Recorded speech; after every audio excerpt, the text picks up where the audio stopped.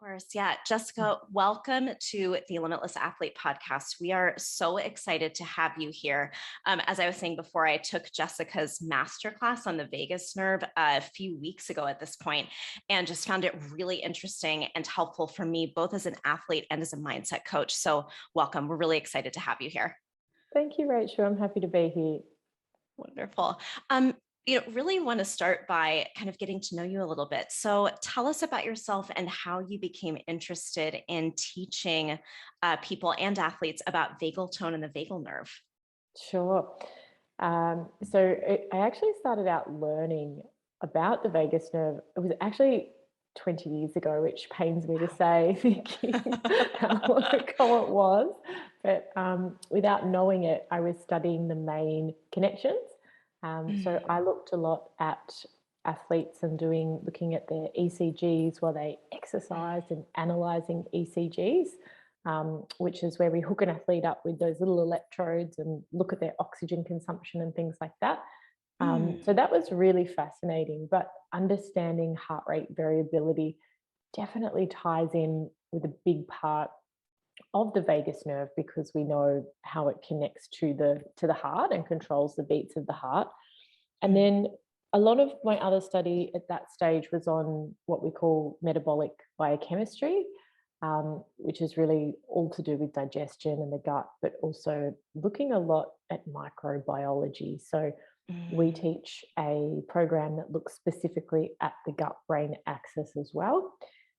So I was studying it from back then, but really where my interest came from was after finishing that degree, I completed a master's of physiotherapy, and I worked a lot with people with very chronic conditions like pain that wouldn't get better, and often things would cluster together. So it would be, say, anxiety, pain, gut issues, and maybe insomnia. And so it was something where I really wanted to get to the root cause of what was going on. I mean, we hear people say, "Oh, stress is so bad for us," but I think that doesn't quite give the true indication of what's happening.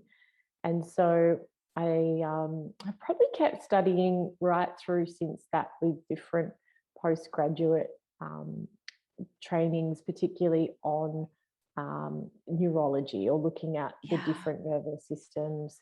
And that sort of led me to put together, a little bit like the masterclass you went to, workshops for my patients to help them really get back in the driver's seat, if you like, of their own nervous system. And then that sort of went quite, we took it around Australia, and that was really, really popular. So we decided that there are a lot of people that needed that help. And that's what led to us to where we are today. Yeah. Thank you. Can you tell us about the vagus nerve for people out there who've never heard of it? They don't understand what gut-brain axis is. Can you just give us kind of the rundown of all the important things they need to know? Absolutely. So it's a bit sneaky with the name, the vagus nerve, because we sort of picture one nerve, but it starts at our brainstem. So if we ran our hand down the back of our head, we'd feel there's a bony ridge, and going in from there is our brainstem, and it runs down both sides, and it's more a series of connections. So we have branches that come to the heart, like I mentioned. We have branches that go up to the face, so it's involved in communication, speech, listening, expression, and gestures. And then we have a very big branch of those neurons or nerves that go down into our gut, and it touches almost every organ. So we could, it's huge. We could compare it in size to the spinal cord. And yet it's not as well spoken about as the spinal cord. Now, most of its fibers actually run from the organs up to the brain. So we say 80% of those fibers are communicating information upwards, and that's sensory information, like what we feel, And that's where I really love this work, because we can really make such a big difference to how at home somebody feels in their body. And so much of that sense of when we are anxious or we feel the sense of helplessness or shut down, we often leave the body, or we cut off from the body, and we're off in stories or thoughts, or we're off in somewhere else, not in our body, feeling at home. And so with the vagus nerve, there's physical health improvement when we work on it, but also emotional health and even relational health, because of it changes how we talk to each other. Mm. Oh, I'm so interested in asking more about this. So, what I'm hearing is the information from the vagus nerve is mostly traveling from the organs up, so from the body up, and is giving information to the brain. What happens when the brain receives the information? Yeah, it's a good question. So, Mm. what you touched on, but what you asked me before, Rachel, I didn't actually answer, is say looking at Mm. the gut brain axis, what that is. That is that connection of the vagus nerve coming into the gut and communicating information up to the brain. So Yeah. we do see there's various connections. And what we used to just say was that the vagus went from brainstem down to the organ and back up.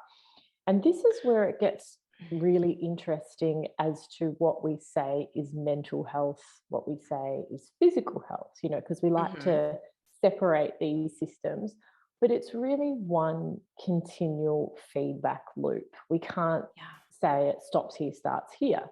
So some of that information will go to areas like the brainstem or lower centers, where we will have changes in things like our respiratory rate, our heart rate, some things we won't even notice. But some of that information goes up to higher centers and Mm. communicates particularly with an area called the insular cortex. And that's involved in how we feel sensations inside our body. So Mm. things like butterflies in our tummy or a racing heart.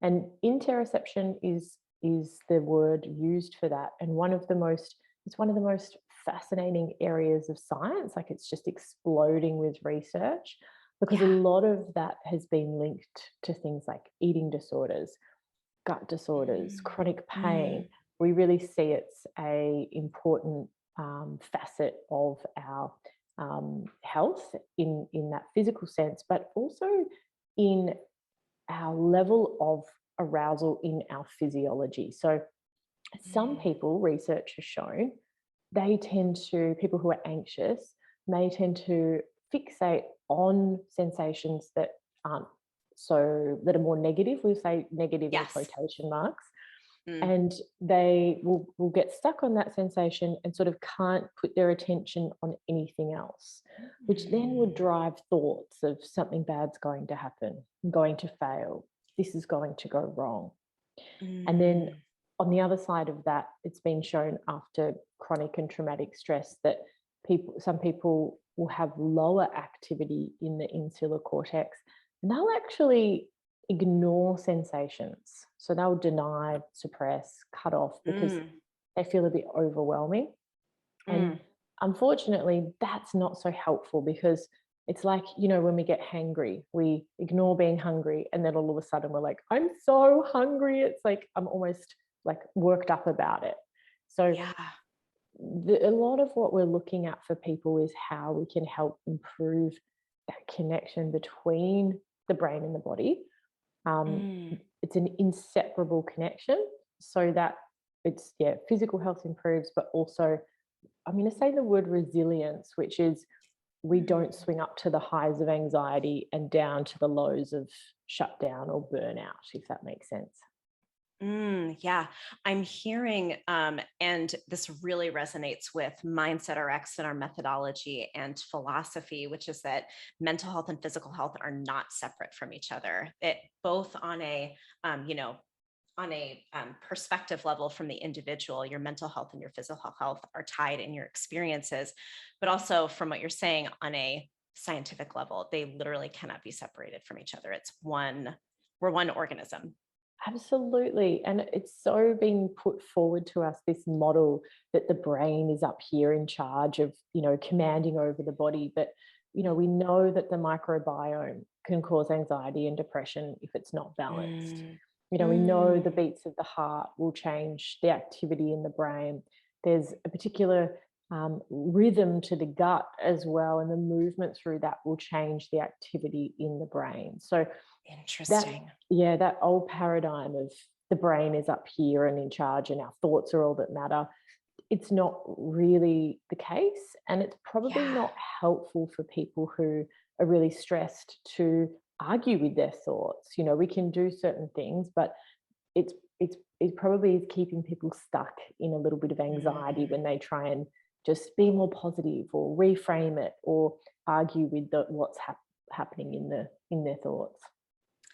I was talking to an athlete today and shared this experience with her myself earlier this weekend. I was feeling frustrated, and then I felt frustrated with myself for being frustrated. So it's that meta frustration, and that separation of the brain is in charge, and if you're in control of your own brain, then you're in control of everything, creates a lot of shame for athletes too, is as what you're saying, like they get stuck because they think, I can't fix this. Yeah, and it's a Yeah, what's wrong second with me? layer, isn't it? Like another layer comes around it of resistance of like, this shouldn't be Yes. here. So we really give ourselves a hard time. We really do. You mentioned a little bit about that anxious state and that overwhelmed state. Can you talk us through a little bit about the sympathetic nervous system and the parasympathetic nervous system and what those feel like? Yeah, absolutely. So Mm. when we look at the different nervous systems, I'll just take a little bit of a step back to give a bit of a framework. If we were Yeah. to say, we hear people talk about the nervous system, but we can say there's the central nervous system, the brain and the spinal cord. But what we're talking about is the autonomic nervous system. And it's divided into having two branches, as you've said. So we used to just look at this as sympathetic, parasympathetic, and it was like two branches, very simple.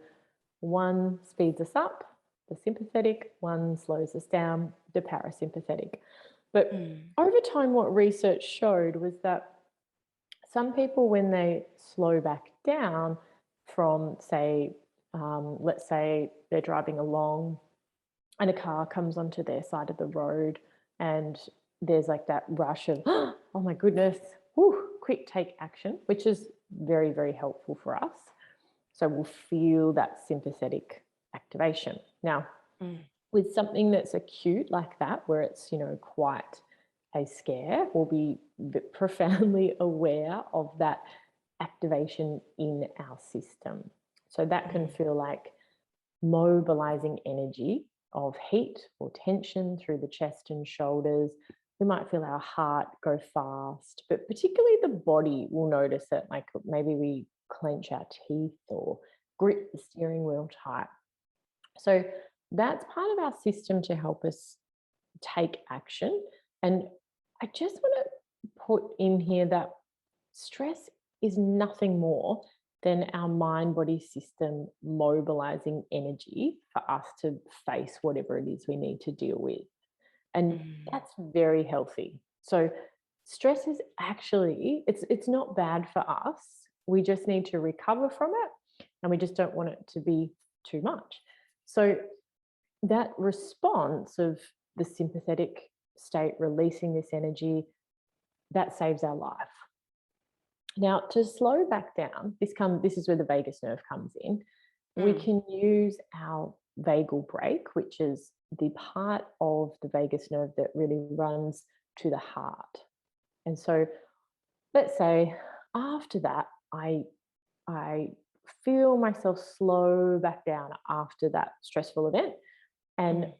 I might loosen my hands on the steering wheel, my shoulders drop, and I feel that deep breath of, whoa, oh my goodness. Maybe there's a passenger next to us who says, oh, are you okay? And we talk it through, and then we feel, oh my gosh, that was so scary, but we're okay.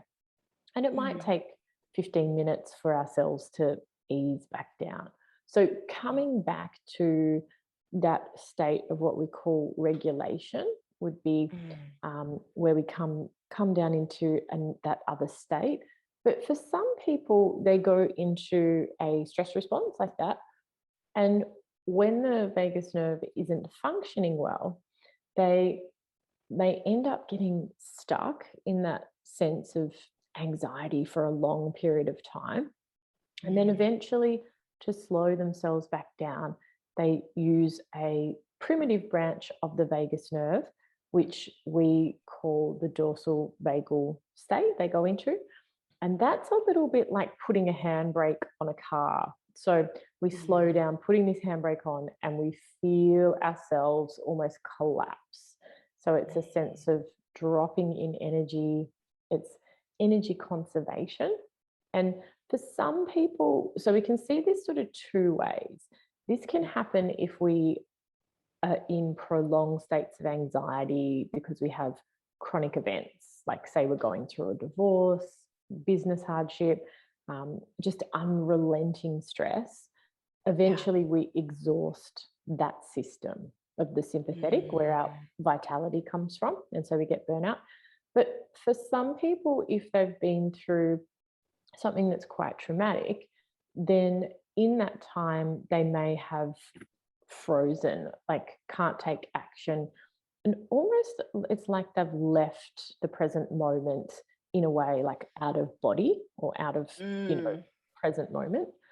And so if they learnt from what we call an area in the brain called the survival brain, that's how they need to cope, or that's how they need to respond to cope with stresses, they might keep responding to stress with like a freeze response. So this is, oh my gosh, I can't do anything. So some people, it's been coined learned helplessness, but I think that's probably puts a little bit of blame on people, and I don't love that term, but it's almost that the nervous system learns to undercope with stresses, and so it keeps going into this state of shutdown, withdrawal, and freeze. So that gives us 3 states. We have the sympathetic, and then we've got a state where we'll call it our ventral vagal branch is working, so where we're regulated, and then we have that shutdown dorsal vagal state. So the old system of sympathetic, parasympathetic was just a little bit too simple because it didn't equate for that other state where some people shut down. Yeah, that's so helpful. And I have seen this listed as fight or flight and freeze. Do you find that still applies largely when people experience those states? Yeah, it can be a useful way to look at it. I would just say with freeze, some people will freeze, but some people will completely collapse, as in feel this is hopeless. So let's say it's an athlete and they're playing, I'm going to just say a game of tennis, and it's a really important last, getting close to the end of the game. Pressure is on, and their brain or their level of anxiety has been creeping up, because if they lose this, they know that, let's say, they're out of that championship.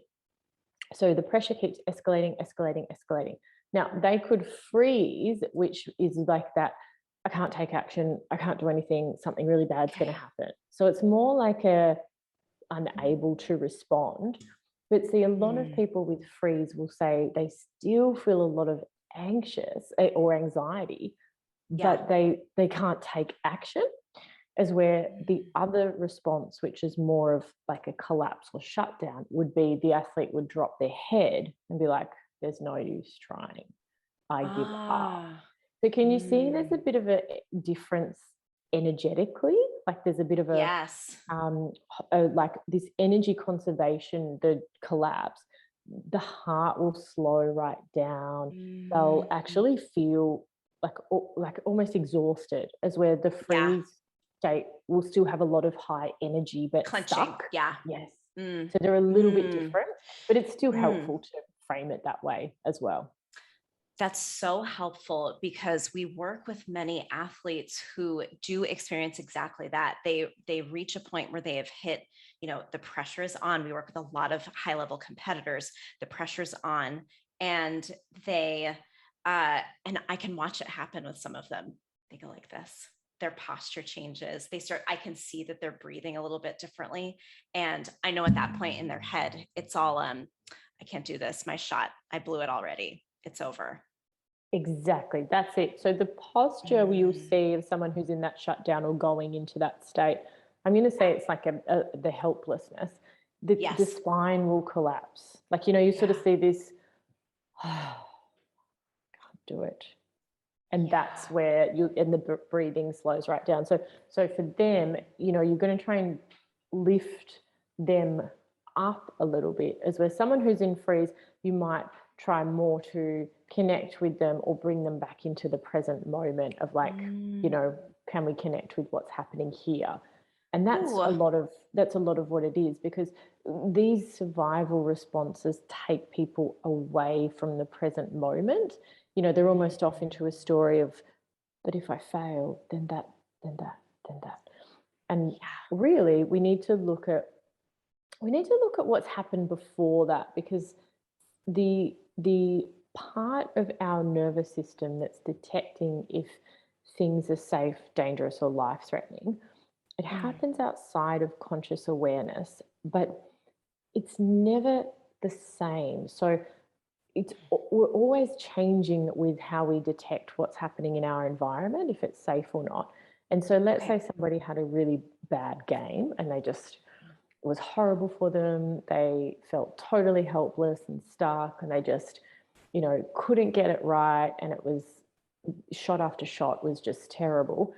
The next game they go into, it's almost like they might respond with, the survival brain might respond with, oh, I'm hopeless, I remember this. Oh, this is hopeless. Right. Yeah. So it's like showing or teaching or embodying a different experience before we Mm. get to that. So there's a bit of a Mm. pattern that, people might see or recognize that for themselves, that under pressure, they keep doing a similar response. And that's where the Mm. survival brain has learnt. Mm. How would you advise? So it sounds like presence is a really important piece of this, is coming back to the present versus assuming that we know the future based on the past. Uh, Yes. what are the methods that you found effective for athletes to bring them into the present moment and find ways to not keep writing that story over and over again? Yeah, it's interesting. I think I would say that the biggest thing is a sense of connection with somebody else. So whether that's a Mm. coach, a partner, somebody else who's there, that almost can be like, hey, I'm right here with you. You're safe. It's going to be okay. And I remember when Kelly Slater won Pipe, that was a few months ago, and he Yeah. said that the morning of Pipe, now physiologically, he is competing against guys half his age. Yeah. So I mean, he's obviously knows the wave, but it's still, there's guys a lot younger than him. And he said that the morning of Pipe, his Mm. partner connected with him and basically sat and said, all you need to do is just come back to the breath, come back to the present moment. Mm. And she was with him in a very caring way. And Yeah. for resilience, we talk a lot about don't be codependent, but Mm. co-regulation is a superpower. So Yes. if we're around somebody else who's grounded, who's not necessarily calm, but is like with us, and our nervous Mm. system attunes to that, we will mirror that experience. So he even took it into the competition from that morning. And he spoke a lot about that, although his mind started to wander off into, even when athletes start picturing themselves winning, I think it's coming back into the body. So Mm. it's sometimes challenging to go, we don't want to say stop thinking about that, because again, that's resistance. it doesn't work. Yeah. No, in the present moment, we can connect to the environment in ways where it might be, okay, I can feel my feet on the floor. I recognize that I'm right here, and then tuning into the body. So let's say for that person who is collapsed and feels helpless, that might be where they learn to go, all right, I need to grow tall through my spine. I need to open up through my chest. Just notice how that changes my system. Okay, I feel myself come up a bit. And it's really small shifts that happen over time. We want to look at as well, but that's in the short term, like, and peak performance comes when we can match whatever's in front of us with the right amount of arousal. So that's very valid. But then we've got to look at as well, okay, well, how can we train our system so that away from actual competition, our survival brain doesn't respond in this automatic way? And so there's a few key pillars to what we call skillful regulation. And we need to look at the fact that whatever it is that we do, like some people say to me, well, if I massage my ear, am I like stimulating the vagus nerve? And the things we want to look at is, from whatever you practice, do you notice that there's a strong kinesthetic change in that stress response? So, for instance, you will feel that, oh, okay, there goes that holding on. People will often yawn, like I said, discharging that stress. Some people might feel a twitch in their body, a gurgling in their stomach. It's almost like the energy moves from being to again. Yeah. So that's what we need to experience. And also, just like training, we need to load the nervous system. So out of competition, what can be really helpful is, rather than, doing something that's easy and not really stressful. I mean, you wouldn't train your body to lift really light weights. Well, you wouldn't train your nervous system not to have some stress. So we want to have it where we hit this sweet spot where we actually would load the nervous system with some stress and then teach it to cope and do it again and do it again and do it again. So the key to this is bioplasticity, where we used to call it neuroplasticity, but it's not really accurate anymore, because we know there's changes in the immune system, changes in the hormonal system, changes in the whole person. It's not just the nerve cells that change. So for what we would look at is 6 weeks. If somebody's they continue to respond in this way where they get stuck, their performances, you'd want the stuff that's done out of out of competition, and the things that you can do in competition.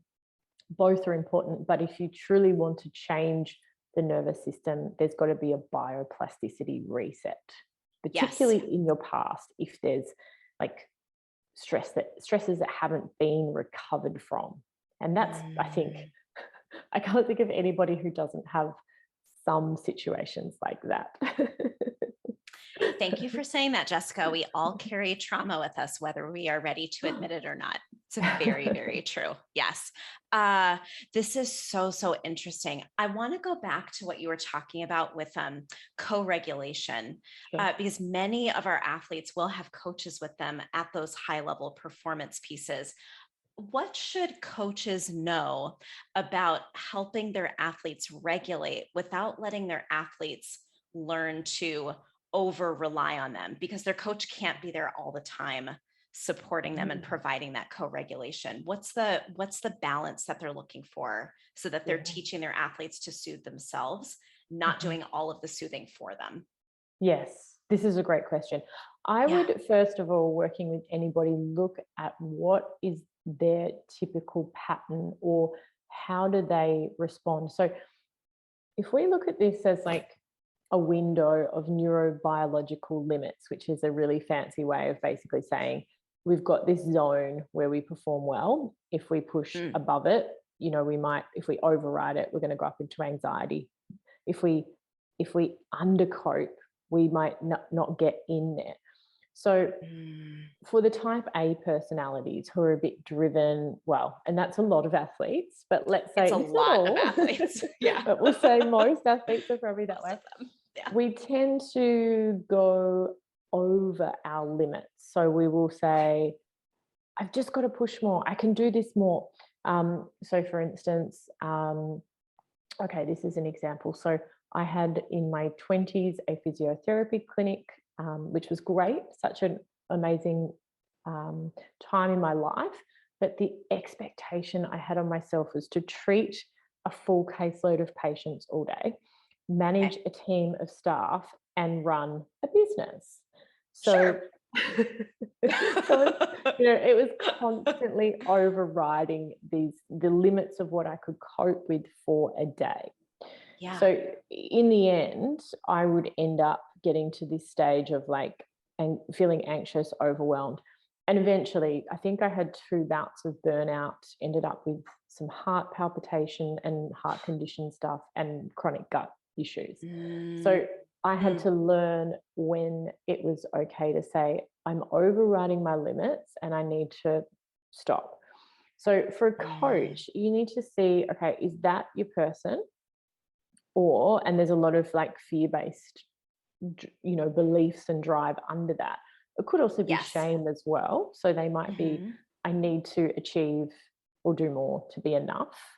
Yeah. So really looking at, is this person internalizing when things go bad? Oh, it's my fault. I need to do more. I need to be stronger. I need to push. I need to grind. I need to hustle. When really for a lot of people who tend to go into that state, they would be better to do less. They would almost be better to just go back to the basics. So a coach might just simplify and say, right, that doesn't matter, that doesn't matter, that doesn't matter. This is all we come back to again and again and again and again, without all of that chaos and noise and, anxiety. Now, the other people, and this is more what I would say I saw with patients with chronic pain, but I'm sure there are some athletes too, they never push up to what they could actually do. So there might be something, say, for an athlete who they need to, I'm just going to say a surfer to learn a particular technique, but there's some risk in it because, they could hurt themselves. So they might just avoid ever wanting to do that. And then they never really get an opportunity to see what their potential is. So that's more a fear avoidance. And so with those people, now, whenever you bring something novel or new to the nervous system, it will be seen almost as a threat. Yeah. So we need to do things like low stress arousal with new things. Yeah. So as a coach, that's where you might look at, okay, I need to slowly introduce things with this person, not go, let's go, as where the other person will be like, I'm going to do it, let's go, I can do it. But then if it's not perfect, they might collapse. So it's really getting to know, it's really getting to know the inner workings, but also what we might say our stress reaction coping habits are. So, I mean, I can see myself in both situations in times in the past. And for an athlete, they might be like, okay, I'm going to, boom and bust and push my way through and no pain, no gain. And then they probably could end up injured. But then in other areas of their life, maybe they're too scared to date. Maybe they're too scared to go and try something career-wise. So it's, I think, looking at a whole person as well, not just in one particular facet. Oh, we so 100% agree. We don't magically step into the gym and suddenly we're only a physical body and only an athlete. We're bringing our relationships and our jobs and our kids and all of those pieces of ourselves with us. You mentioned the the collapsate being less common for athletes. And I believe that you're right. The one place that I see that happen a lot where athletes need what we would describe as almost a progressive exposure therapy to things is when they're injured, because they have Yes. that fear of re-injury. And so I think what you're describing is looking at their program and saying, okay, we're not going to go all the way back yet. If you're feeling that fear, you're not ready, we'll slow it down a little bit so that you can progressively expose yourself to what feels threatening.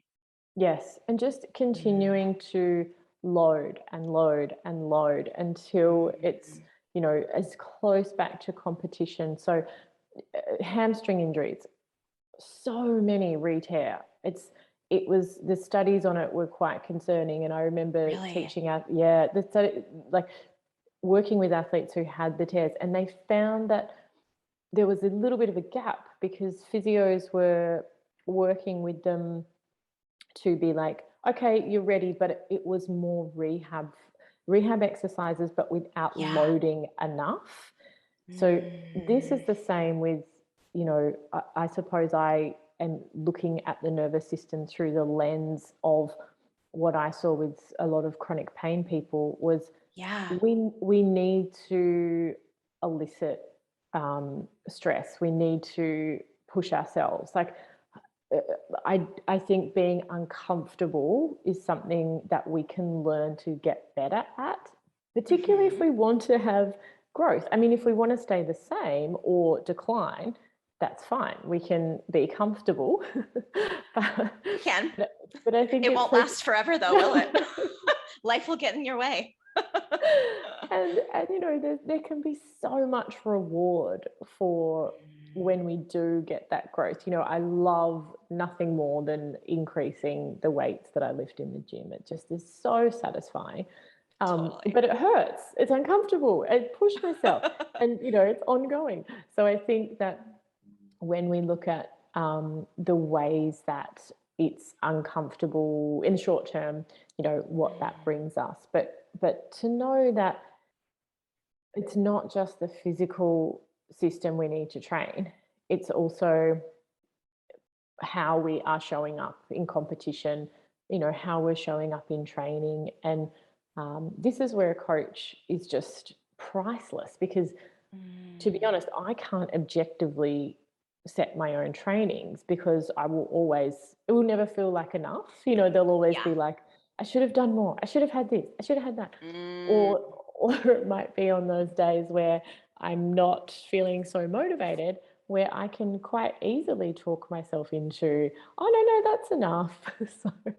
so I have a coach from my gym plan, and I think it's just so smart to have that set because you can't be objective with yourself, and we want to take the human, how do I put it, well, okay, those limits I was talking about, the yeah. neurobiological limits.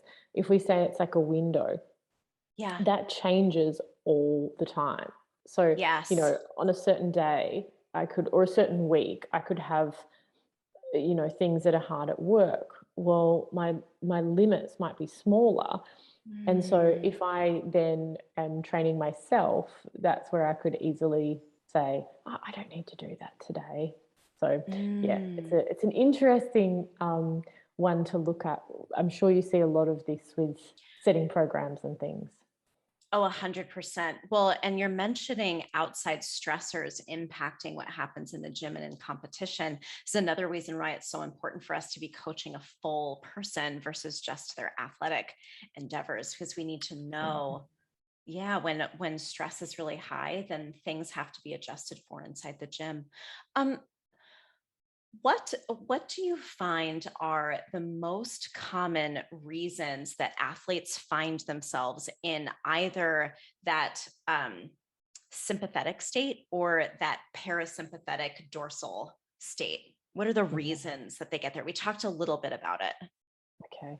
So either way, whether we are seeing, I'll say, like a chronic ongoing anxiety, and we want to Okay. look at this as like being stuck in that feeling of stuck in anxiety, or a stuck down in either burnout, depression, flatness, or shutdown. It will happen either way, that the first thing that happens is the vagal brake or the vagus nerve isn't working as well. So if you were to imagine that you're riding, you would have heard this in the masterclass, but riding a bicycle downhill, you're just going to keep that little bit of the brake on. And that's what our vagus nerve is always doing to our heart rate. So if it was off, our heart would beat around 90 beats per minute. But it's actually an evolutionary thing where the development of the vagal brake was what enabled humans to work together cooperatively. And this is where humans thrived. So the vagal brake always being on, but when we have chronic and traumatic stress, so in 2020, I would see a lot of people come in, because in Australia we had the bushfires first, then COVID hit, then there was the second wave of, and so people just weren't getting to recover from these huge events. And so they would report like feeling like always on, anxious, and they had what we would say low vagal tone because that brake was off. Now, it's normal for us to take or relax the brake a little bit. That's totally what happens in competition, where we feel that mobilizing energy ready, but we're not going into fight or flight. So we have still that, sense of activation. But say for an athlete who had low vagal tone, they might find that when they go to competition, and yes, they feel nervous or they feel that mobilizing energy, but they might go up into anxiety, panic, anger, reactivity, and they just are way beyond what is good for competition. Performing, Exactly. So that's where our vagal brake keeps that sympathetic energy in check. And we want that sympathetic energy enough for us to do our best, but we also don't want it to be coming out so much that we're, anxious. And then where somebody would go down into that flat stage, that could be where the sympathetic system is exhausted because we have a loss of vagal brake. Okay. And then so there's always sympathetic energy being released. Once that is exhausted, so let's say, you've had a conflict with somebody really close to you and it was highly, highly stressful. And then you go home and you go to bed for like 2 days and feel like, oh my gosh, I just feel horrible. Or for some people working on a big project or to meet a deadline and then they collapse for a couple of days. So it's that kind of boom and bust. But also, as I mentioned, the thing will be is if somebody has had periods in their life where they were facing high levels of stress and felt helpless, they may automatically respond. It's like a model is formed or a map is formed from our past, and the map we use to navigate our life today can still be coming from the past. And so we project these past experiences onto the present. So for a lot of people who've had repeated stress where they couldn't do anything, like they felt powerless, then that's really where we'll see they might respond to stress in this, like it's a learnt response, it's conditioned. And so a big part of moving through that is unlearning. But for those people, a lot of it will be improving the vagal brake and increasing sympathetic energy. I would say I see this as well a lot with people who suppress anger, suppress, like it's like, I shouldn't feel this way, get down. And they use sort of like a shame-based approach to squash what is really inside them. If that makes sense. So we hear so much of this message of anger's bad, we shouldn't be angry. Well, anger is really bloody powerful. Like if someone oversteps a boundary and I feel anger and I use that to say, this is not okay, this needs to change, that is really powerful. So that's part of our biology, and if we squash it, that's where we can get stuck down in these states.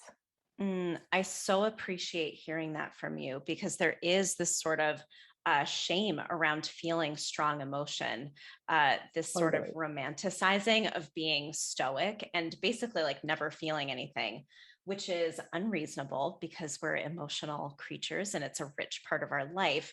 And yeah, feelings are teachers. I teach athletes often that anger, exactly as you said, is often a signal of a boundary violation. Absolutely. Resentment means that you're feeling envious of someone else having their needs met while you're not meeting your needs. Like there's so much to learn from the feelings that we have. And we tried emotional suppression back through the like 60s, 70s, and 80s and found it created a lot of mental health issues. So it's really good to try something new now. Absolutely. We're in a new time. I think the key that is helpful, I spoke about that word interoception before. Yes. And that's where we say we get models of interoception based on what we experienced in terms like of Mm, strong sensations. And then mm, we might continue to respond with the same old story. And this is where we need to bring those sensations into our awareness, slow them mm, down, and then they can be almost updated. So it's like, hang on, that was mm. that model from back then, but that's not what's Yeah. happening now. But what's happening is a Mm, lot of people, it's a real challenge to see that, to work with that, mm, and even to recognize the states of our nervous system. Like I've mentioned it, like we can know it, but we need to be able to read that from an interoception point of view. And that mm, isn't as easy. It's not like going, oh, this is this information. It's actually saying, oh, there's that sensation. Ah, what does this remind me of in my past? Oh, it's just like that mm, time when blah, blah, blah. So tracing mm, things back can be really helpful. And especially mm, if we can then sit with what's there and allow that stress cycle to complete from before, we actually mm, then can come to today with a fresh new curiosity rather than it's always going to be like this. mm. Yeah, creating more hopefulness and a sense of empowerment. Absolutely. Yeah. Oh, that's so beautiful. You mentioned bioplasticity and building that, and you know, we we talked a little before about improving vagal tone over the long term and the short term. So, just kind of synthesizing what you're talking about so far, it sounds like learning to sit with and feel our feelings, building that interoception is a really critical component of this rather than intellectualizing our feelings and trying to reframe, think positive, all those things that, again, we tried before and they just don't work. What else would you say is something that we want athletes to take away from? How do I improve my vagal tone, improve my window of tolerance over the long term? Yes. So we spoke a little bit about this before. We said where we want athletes to feel like they can be, or where we want them to be comfortable, is where there Yeah. is a little bit of that vagal brake coming off and that sympathetic energy is coming in. So they Yes. can learn to be in that highly charged state, but still feel safe. And Yeah. this is where play can be so useful. So Yeah. play is like a zone that's a blended state of the Mm, vagal brake with that sympathetic energy. So if we put those together, mm, so we want to create a bigger capacity to be in that state and experience more. Um, when we look at play, what's useful is that there's a reciprocity back and forth with somebody. So okay. we want it to be with someone where we feel that sense of, oh, this is like feeling so exciting, so there's that Yeah. energy coming up, and there's like a back and forth, and part of it's spontaneous and it might be Mm, fast, and learning that we can be in that space without there having to be a sense of anxiety or dread, mm, and for some people even without having to shut down. And so a lot of people say, well, where do I start? And, you could look at, okay, comedy nights. You could look at even using something silly like taking photos. It could be Twister. It could be definitely playing a game back and forth, a board game. But it's very much about what is attuned to your nervous system. So when we teach people about their nervous system, there's so much variation that we can't say, oh, this is the one best thing for anything, because of course, it's different for everybody. So I just invite athletes to really explore that sense of like, who feels playful. I've got friends that we can actually be so silly and giggle and just it's total freedom of being yourself plus that spontaneity. So if there's people like that, and then also just how that feels to you, but that can just feel like, a real sense of being with other people who see you, attune to you, and there's that sense of safety is such a resilience superpower. This is another time in our conversation that connection has come up. And I remember you mentioning that parts of the vagal nerve connections connect to the face. Can we talk a little bit about the importance of connecting? And I want to be specific, connecting authentically with other people, and how that improves athletic performance. Sure, yes. Yeah. So we'll see this through what we call our social engagement system. Okay. And when our social engagement system becomes active, our vagal brake will come back in. So what we're looking at is when we get around somebody who's in their social engagement system, if we've been really anxious, we'll hear the voice of a person who's in their social engagement system with lots of variation in pitch and rhythm. So it's not necessarily talking in a calm, whispery voice that tells us that I'm so regular. It's actually that I know, I can't help myself. It's actually that there's like this change up and down and changes in rhythm. So, when we hear parents talk to a baby, we'll hear something like this, and that is naturally co-regulating. Or we hear people do it with their pets, like, oh, you're such a good boy, hi, and then it's back down again. So that is all prosody, and we're doing it intuitively. Yeah. If someone was sort of anxious, we might hear a monotone voice down here, and that would be a clue of that fight or flight, because the muscles, the way the vagus connects with our muscles of speech and communication will mean that when it's active, there is that prosody. But once we move up into a stress state, the voice will become monotone because we lose that activation of the vagus.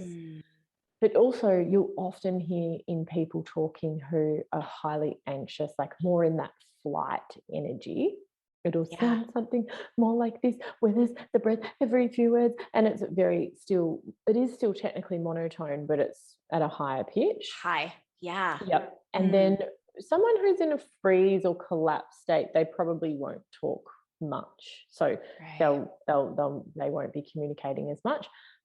We can see on the face of somebody who has access to their social engagement system, the smile comes up into their eyes.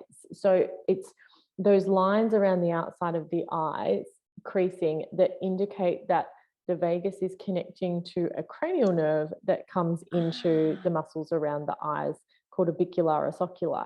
So somebody smiling there, it means that there's an engagement of the vagus nerve. And that, even seeing that from somebody else who smiles at us with their eyes, it will start to bring messages, so under the level of conscious awareness of, I'm safe, this person's safe, it's okay. And then finally we'll hear it. Finally it's listening. So when the social engagement system is active, if you and I were talking and we're at a party, but let's say we were really connecting, like let's say we both said, oh, we work with people to help them function better, whether it's athletes, and we were like, wow, I do that too. So even in that crowded room, the muscles of my middle ear would engage in a way that I could hear the sound of the human voice. So I'm going to really be able to just hone in on listening to you. But if I was in my sympathetic state, or that fight or flight, that would change. And I actually would struggle to hear you, because from a physiological point of view, I would be hearing low frequency sounds, which are predator sounds from a survival point of view. So this is something for coaches to keep in mind. If you're really going to talk with an athlete when they're that wound up, is that useful?